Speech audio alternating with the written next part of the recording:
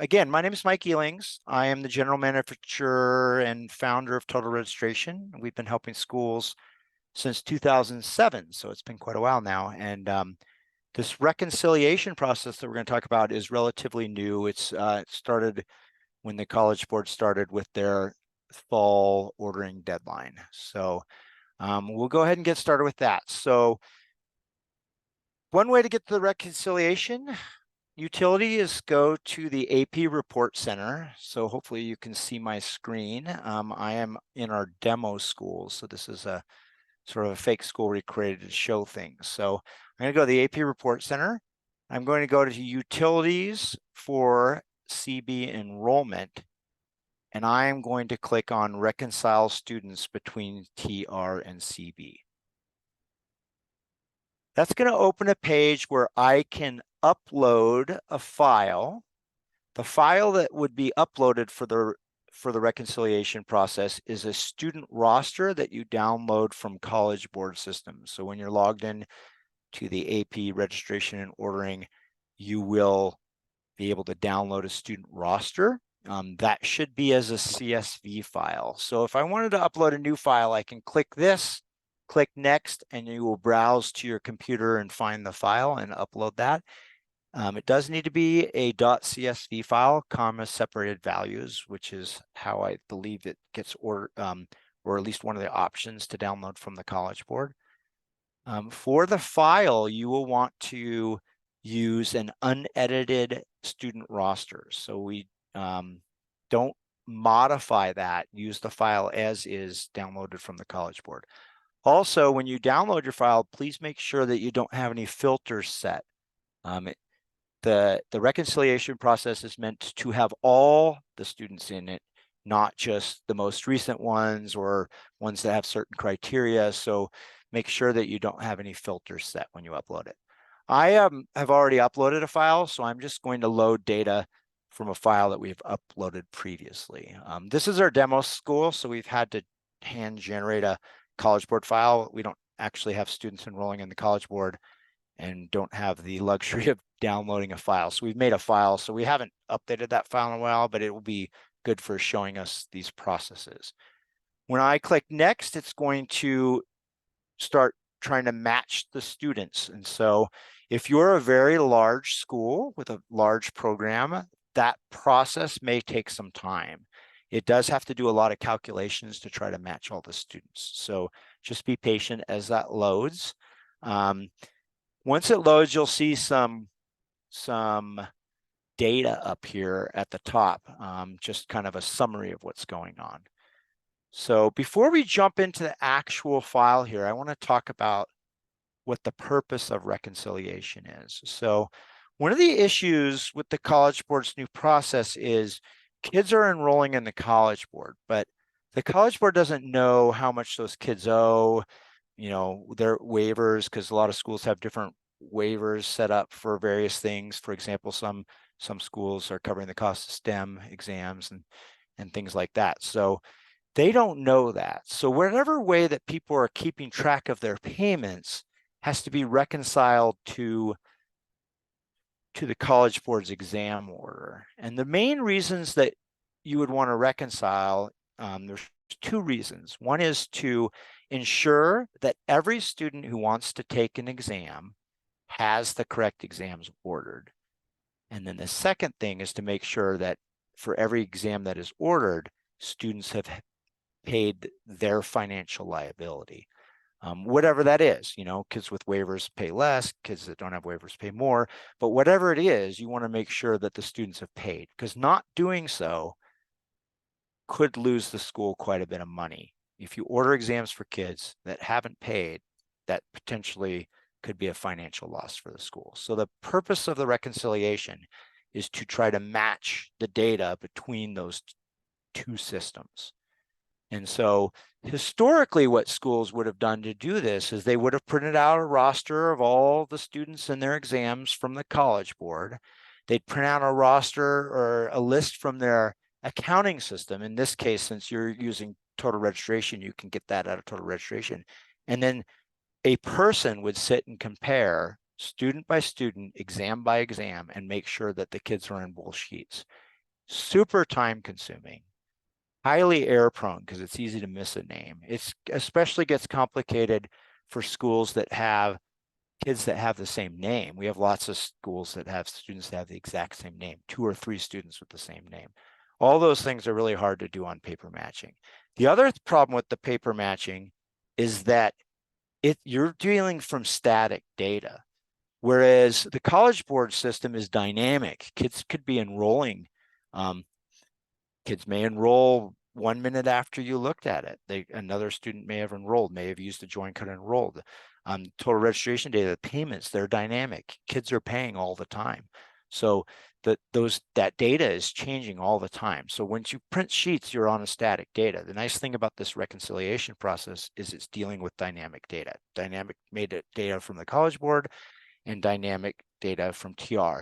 Well, to clarify, it's really only a dynamic from the College Board if you continue to upload new files. So every once in a while, when you run the reconciliation, you want to get a new student roster. If you keep using the old one, obviously that's a snapshot in time when you did that. So you'll want to use a new file. So the reconciliation tool has been designed to try to match students between the systems. So a student in College Board matched to a student in total registration. And the way it does that is it's going to try to match first name, last name, email, and student ID. Student ID being this ID that the school or the district issues the kid. Most schools that are using our system require the student ID. One of the problems is that the College Board in the kid's College Board account, students can provide their student ID, but the College Board does not require the student ID. So you might have a student ID in TR and not have a student ID in CB, and that's fine. But that student ID is very helpful because it does increase the ability to match, because that's a unique code that can be matched between systems. So the system's going to try to match those students. The utility is very good and works very well. The issue with students not matching is not a problem with the software, but it is a problem with the data not matching. For example, maybe a student, Robert Smith, uses their full name in the College Board, but when they register in TR, they say Rob Smith. And then maybe they used a Gmail in the College Board and they used their district issued email in TR. And maybe they have a student ID in TR, but they don't have a student ID in College Board. There's enough differences in that kid's record that the match gets kind of difficult.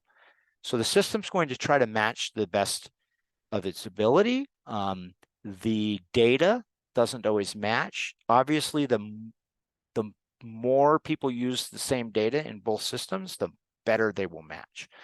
So the system does a lot of things to try to match. We actually even ask for, when a student registers, maybe some of you have seen this when you did your test mode registrations, but when a student registers, we'll ask them, do you have a College Board account? And if they say yes, we'll say, did it use this email, the email in TR?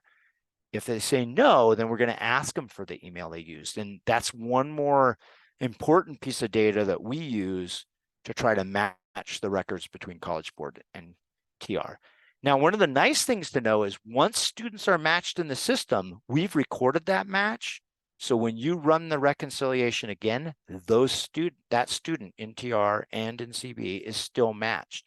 Even if the student edits their record and changes their name, they will still be matched because we assign each kid an ID in our system, and the College Board signs an ID, and we're matching the ID in TR to the ID in CB, and they're matched. So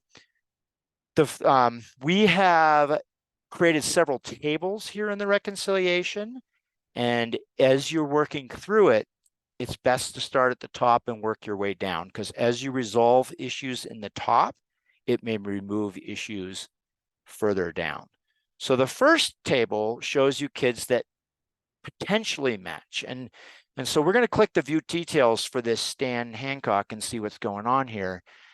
We can see that in TR, they said their name was Stanford, but in CB, they said their name was Stan. They did use the same email. They do have the same student ID, but they do have slightly different exams in between TR. Like they have Chinese in College Board, but they do not have Chinese. But we could say it looks to me like these are the same kids. So I can click this and then I can click verify student match. I'm not going to do that right now. I want to leave that one mismatch just when we do demos and stuff, we need that. But if you do verify match, then that student will disappear off this table. Since there is a mismatch on the exams, that student will appear in another table that we get down below that they're not fully matched. But the student record, this Stanford Hancock in TR, is going to be matched to this Stan Hancock in College Board. So you'll see kids that are there. Now, sometimes there are some problems that occur. And actually, I guess I'll just address that now. One of the biggest problems that people have is when there's records that have the same name, and that could be two things. It could be a student created two accounts in TR. We do warn kids that they should only have one account. And if they try to start create a new account, we'll warn them that they have an existing account, but they could proceed. The reason we have to allow them to proceed is back to what we mentioned before. You have kids that have the same name.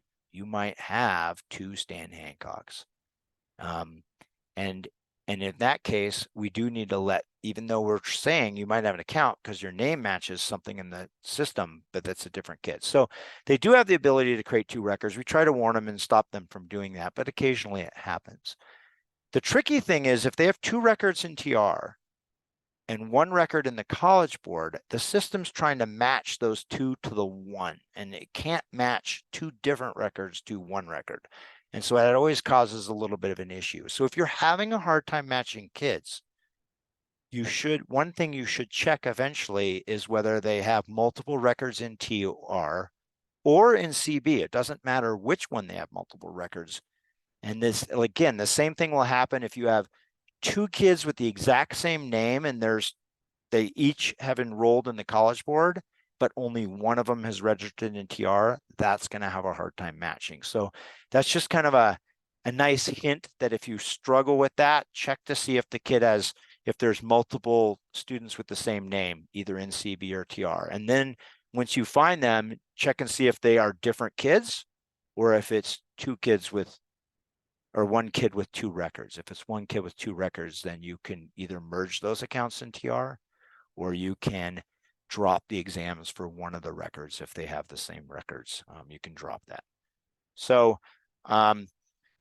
we do have some helpful information all the way on the page. So we do understand that there's lots of things that can cause the problems matching. And so you should read these things in the red because it does go through and it actually starts with the most common things. For example, if you're having problems down here, if you had people potentially matched up here, you want to resolve those first because that will clean up this bottom table sum. So you always start at the top of this and work your way down. So do read through these things. I mean, right here, number 2 is the one we just talked about. If there's 2 registrations in TR, then that's going to cause issues, right? There's ways to rectify kids that aren't matching. For example, if I have a student that's in TR, not in CB, and then I come down here and also have a kid in CB, not in TR, you should check to see if there's discrepancies between the first name, last name, student ID, and email. It's harder for you to change records in the College Board. I don't believe that they let you change a student's name, for example. But in TR, you have full access to edit a kid's record.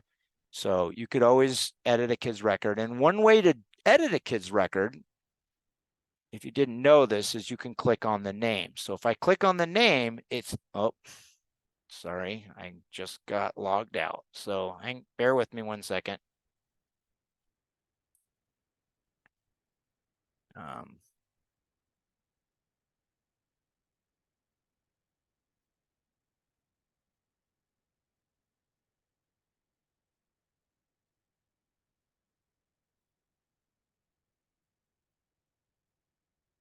Sorry, you're seeing a little behind the scenes action here.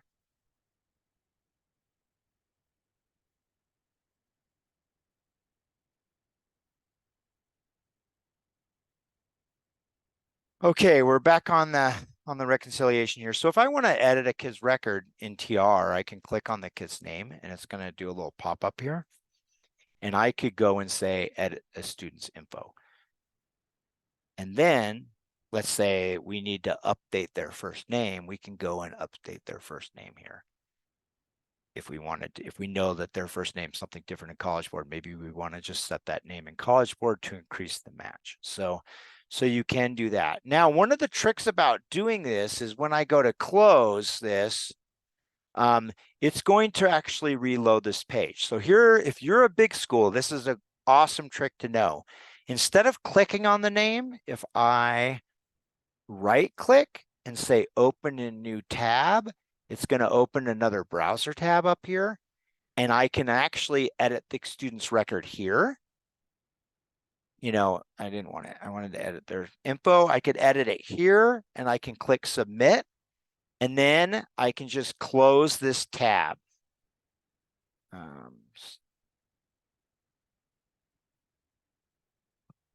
And it doesn't reload the page. So if you're a really large school and you're getting tired of it, just keep reloading this, because for a large school with thousands of kids, it takes a while to load this. You can do that. Now, if I did change the name, it wouldn't appear here until I reload the page. But if you had a bunch of kids to edit, you could right click, open a new tab, edit them. And then once you got, you know, half a dozen kids edited, then you could refresh the page and it will update. It'll pull the new data from the database and it'll change how the matching goes. So this second table here are kids that are registered in TR and may not have enrolled in CB. Now they may be enrolled in CB, but we're not able to match them. So if you can't definitively match them, I recommend, you know, editing the kid's email, student ID, things like that to get them to match. You do have, as a last resort, as it says in 8 here, you can actually force a match. So when you do that, if you click this, it's going to ask for the API ID for this kid. So if you are in the College Board and you get the API ID and you type that in there, you could force a match here. And that would definitively match them. We do say that's a last resort because if you make a mistake and force match a wrong kid, then it's a little harder to fix. So the best choice would be to get the data to match better so that they automatically match or show up in the potential match so that you can match them. Let's say these kids, we've looked at all that and they just don't match, then these kids may need to enroll in CB. And what would you do to encourage them to do that? Well, you can go and you actually have the ability to uncheck and check kids here, but you can then go and say, I want to check them all and I want to email these kids. So now it's going to send this email to every single kid. These are merge codes. If you're not familiar with our email functionality, these will get substituted with information. So this is going to get substituted with these kids' exams that they have enrolled in CB, these or TR, these things right here. And then it's going to replace with the first kid's, you know, kid's first name, you know, so Barry's going to be in here for this kid here. So at any rate, you can go ahead and send this. You'll want to probably put your email. It should pre-fill with your email, and then do make sure that you have your contact information in the bottom here so that the kid can reach out to you if need be, because if they just reply, it's going to come to us and we won't know what to do with this. So you can send this, and this is going to give them, if they're enrolled in TR and you've used join codes, it's going to give them their join codes. So it's going to tell them what their join codes are so they can go and enroll in College Board. Now, one thing to note, please note about this is you might have kids that are in the College Board but are not marked yes for the test. So remember, this is a reconciliation for exams, not for courses. So it's important that kids that want to take the exam mark that they are yes for the exam, especially for schools that have used the advanced option in the College Board, where the kids can decide whether they want to take the exam. The default setting the College Board has, remember, is that everybody who enrolls in the College Board is getting signed up for the exam. Either of those are fine choices. It just has different things that you need to do to take care of that. But sending this email is a great way to encourage the kids to take action in the College Board. We have a very similar table to this one, which is sort of the inverse of this. These are students that are enrolled in the College Board, but have not registered in TR. So same thing, we could email those and check and see. We should, of course, check to see that there's not this same kid up here in this table. If they are, then it's just too much of a mismatch on first name, last name, student ID, and email. So down here, we can email these kids as well. Now, we've had people ask us in the past, what should we do to fix these issues? Well, it really depends on what the student wants to do. For example, if Josie really doesn't want to take the test, then you should mark them no in the College Board system for the test. You know, where it says order exam, question mark in that column, you should mark them no. So if Josie doesn't want to take the test, mark Josie no. If Josie does want to take the test, you're going to want to encourage Josie to create an account in TR, you know, to register in TR and pay. And once they register in TR, then that, when you rerun the reconciliation, Josie shouldn't be listed here. So same thing up here in this table. If they're in TR and not in CB, if they do not want to take the test, then you should drop their exam and total registration. If they do want to take the test, then they're going to have to enroll in the College Board with the join code and mark yes for the test. Those are the two possible solutions, ways to rectify that. And then again, if you're having a hard time resolving these things, please read this stuff in the sort of in the red areas, because it's telling you the possibilities on how to fix these things.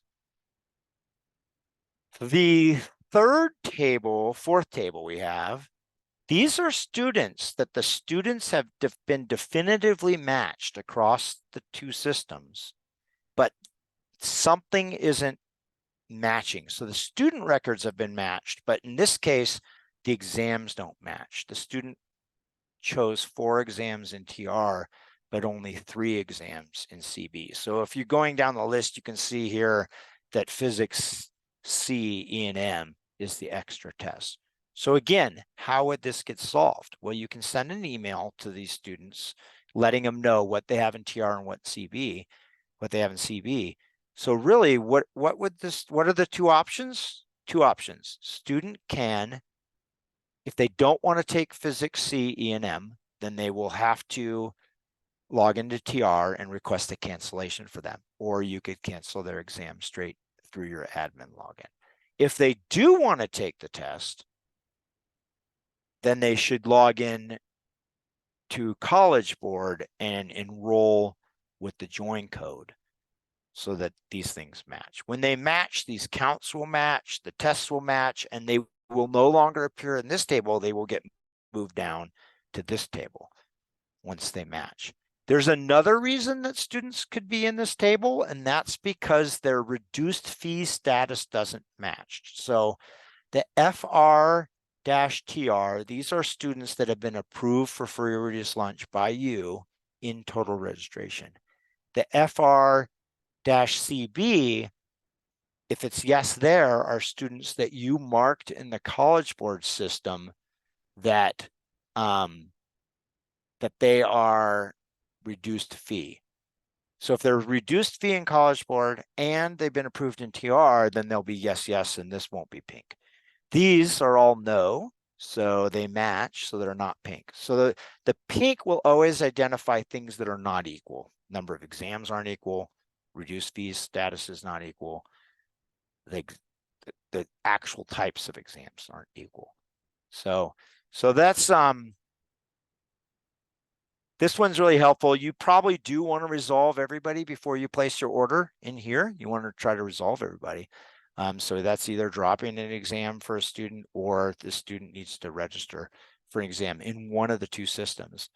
Both of our examples here, they have more in TR, but you could easily have people that have more in CB and fewer in TR. So, and remember, TR is only paying attention to, for the College Board's record, we're only looking at the records where they are yes for the exam, not the no, not the undecided.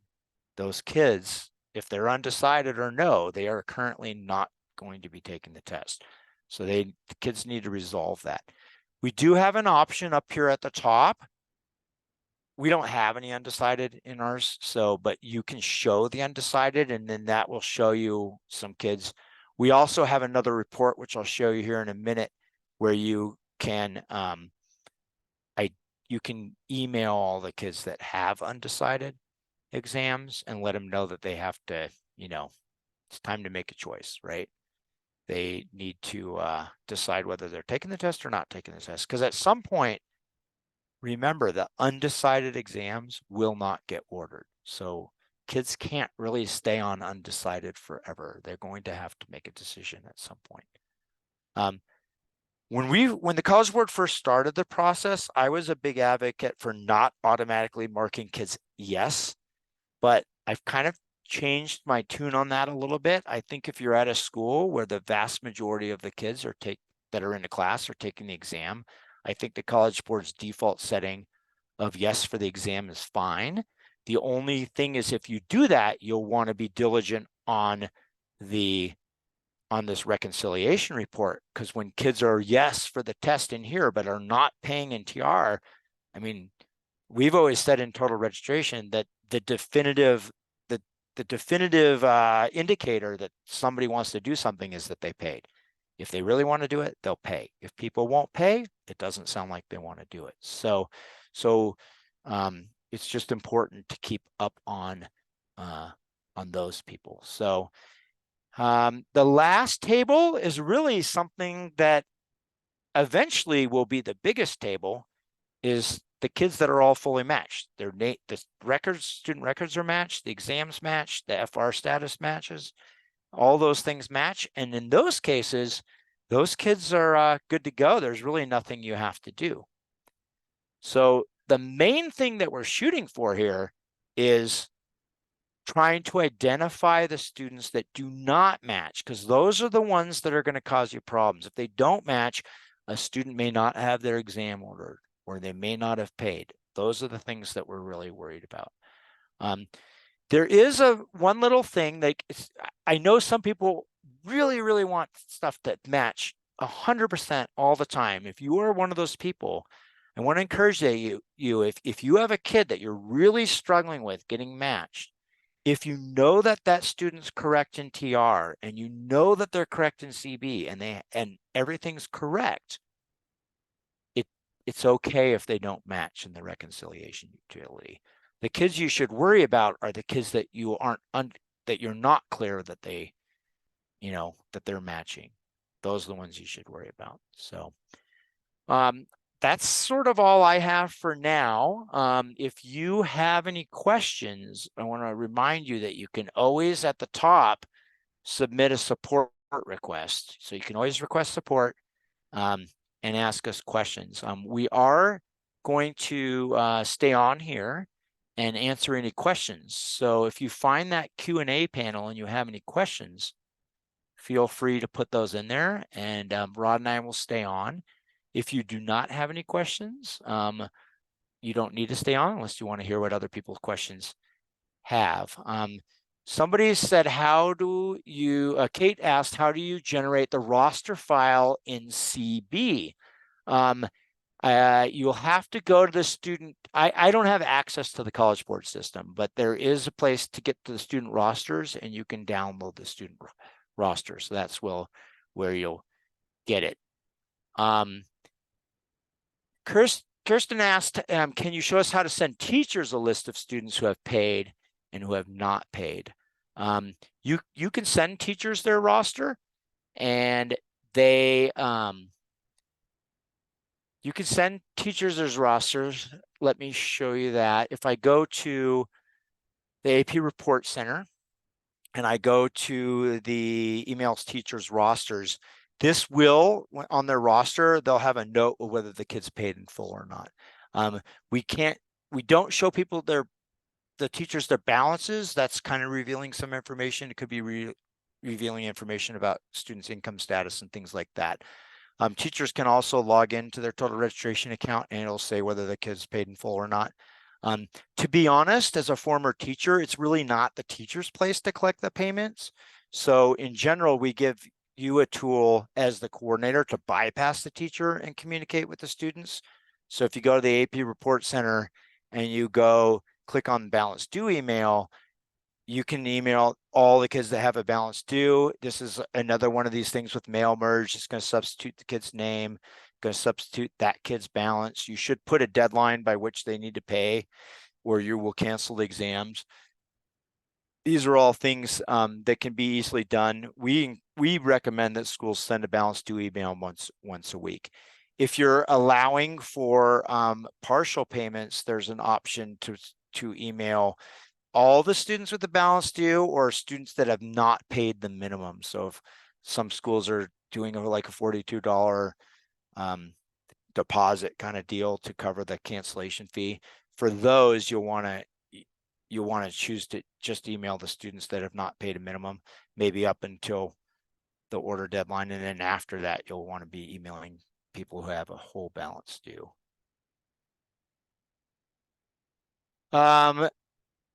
Let's see, somebody was Dionysia said for the database, she was giving some help on where you go to find it. Go on CB, you can go to AP registration and ordering, choose students in the tab, choose download student roster at the top of the name list. And so that's how you'll get your file. Kate was asking, should you wait until after the school deadline to order exams on CB to make sure everything is reconciled correctly, or can you order exams as you get them? I believe the College Board lets you submit multiple orders. I mean, I personally would try to get my order as right as I could before I placed it. So I would kind of wait. This is one of the reasons why we encourage schools to end their TR deadline or have a very large late fee before the College Board's order deadline. But the reconciling process, I would start doing that. I mean, I feel like once you have at least about half your kids registered, you should start doing reconciliation. It might be something you want to run every week. The beautiful thing is the first time you run it, it's going to have a lot of things that need to be matched. But as you work through those matches, the subsequent uploads, there's fewer and fewer things to match. So the reconciliation process does get easier as you progress through. Until you have half the students registered in TR, I'm not sure that it's super helpful, because it's going to seem discouraging. But you can use that back to that table. You can use the table of enrolled in CB, not in TR. You can use that table and that email to remind all the people that are enrolled, especially if you had the teachers pass out your join codes and you're just starting your TR registration now.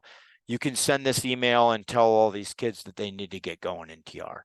I think that's an important thing to do.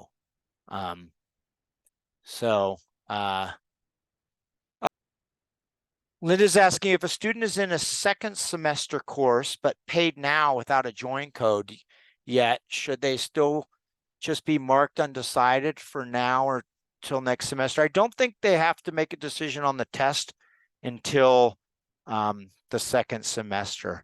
I actually have not had a definitive answer on what happens if a student registers in the College Board system for a second semester class before November 15th. The College Board, if you set up your sections right in the College Board, they should know which sections are second semester. So it seems to me, even if a kid registered early, the cancellation fee wouldn't apply, but it's a little it's a little unclear on whether they'll charge you a cancellation fee for a kid who registered for a second semester class before November 15th and cancel later. We do have an option in TR to wait list students for their second semester courses if they register for them before the order deadline, the first order deadline. And so some schools are doing that, just leaving those kids sitting there until second semester starts and then approving them once that starts. So that's one way you can handle that stuff in TR. During the reconciliation process, if you have questions, please submit a ticket. That's the quickest way to get support as always. So we do staff our support desk quite well. It's actually, we got more people staffed to that than anything. So by all means, if you have questions, go ahead and submit a ticket. We'd be able to help you out. We do actually have some pretty solid help items about the reconciliation process. If you search the help center, you will find a whole section on reconciliation, and it actually goes through each of the 5 tables that we talked about in pretty good detail. So that's another great way to, if you have questions about things, to learn some more information.